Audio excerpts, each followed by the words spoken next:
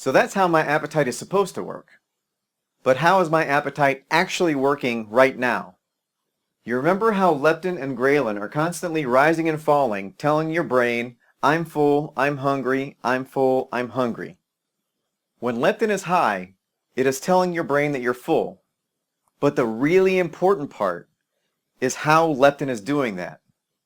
And it has to do with volume and frequency. So let's talk about that for a little bit. This is how leptin is supposed to signal to your brain. Here we have a graph. The horizontal axis is time. So the farther to the right you go, the more time has elapsed. The vertical axis is leptin's signal intensity.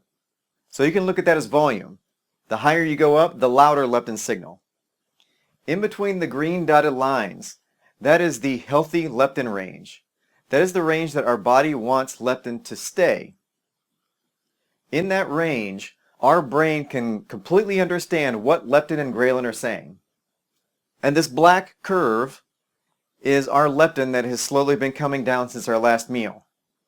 So now it's getting to the bottom of that healthy range. So now we're getting hungry. So what do? We eat a meal.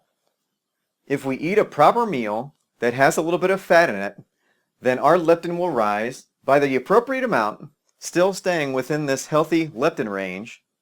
And then after several hours, after 5 to 6 hours, leptin will fall again and we'll become hungry, but not until close to 5 or 6 hours. And this healthy range, if leptin stays within this healthy range, our brain can completely understand what leptin is trying to say.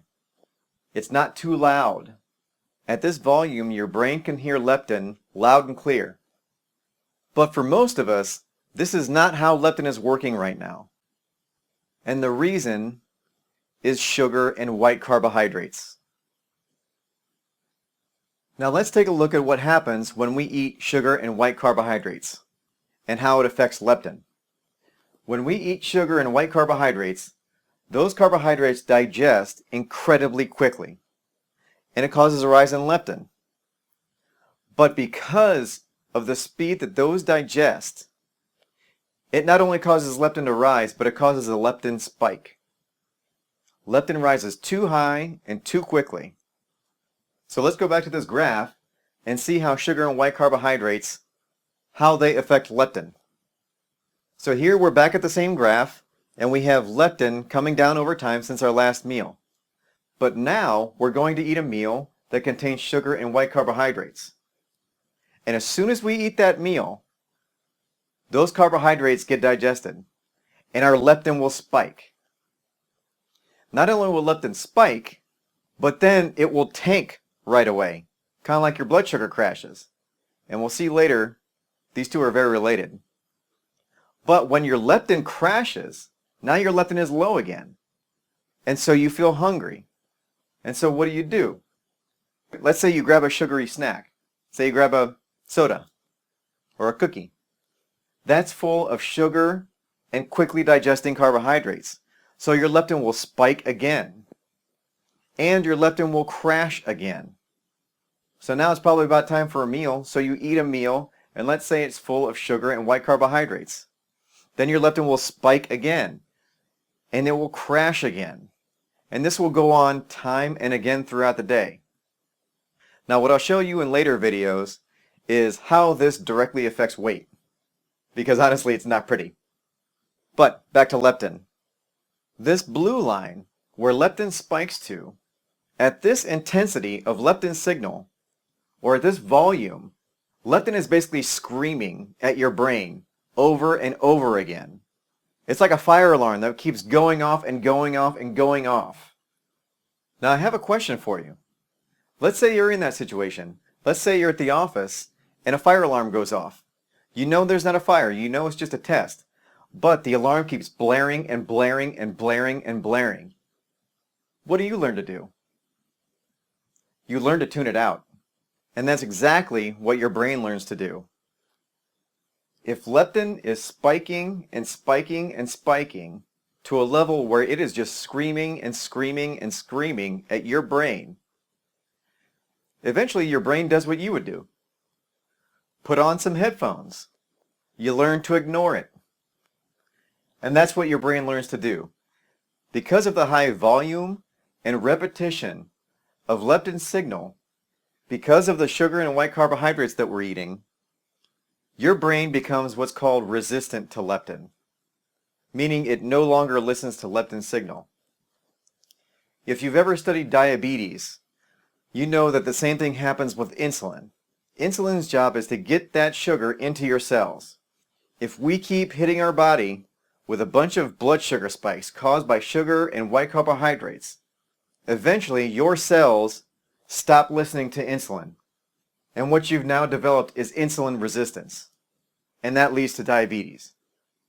The same thing will happen to leptin. Your brain will become resistant to leptin signal. And what we have done is effectively destroyed our brain's ability to shut off our hunger. The good news is that we can reset this. We can make our brains sensitive to leptin again. So how do we do this? How do we reset our appetite? Like I just said, we reset our brain's sensitivity to leptin. How do we do this? By reducing the frequency and volume of leptin signaling. We need to go back to this graph. We need to go back to this situation where when we eat a meal, our leptin is rising the appropriate amount, not too high. And we also want leptin to stay high for a long period of time, 4, 5, 6 hours before we need another meal. If we can keep our leptin here, then our brain will be able to hear leptin signal loud and clear, and this will restore the proper operation of our appetite.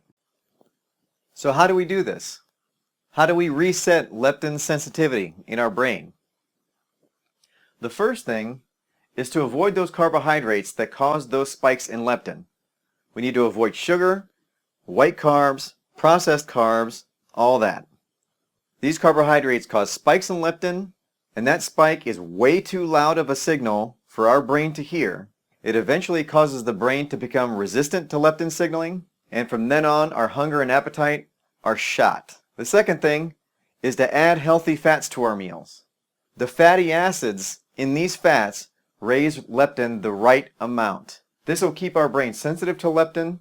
It will keep the leptin signal up so that our brain shuts off hunger, and we will be full for much, much longer. So what kinds of fat? Some of my favorites are avocado, cheese, I eat a ton of nuts, butter, coconut oil, full-fat dairy, healthy oils like olive oil, those kinds of foods. But I know a lot of you are asking, isn't fat bad for us? Doesn't fat clog our arteries?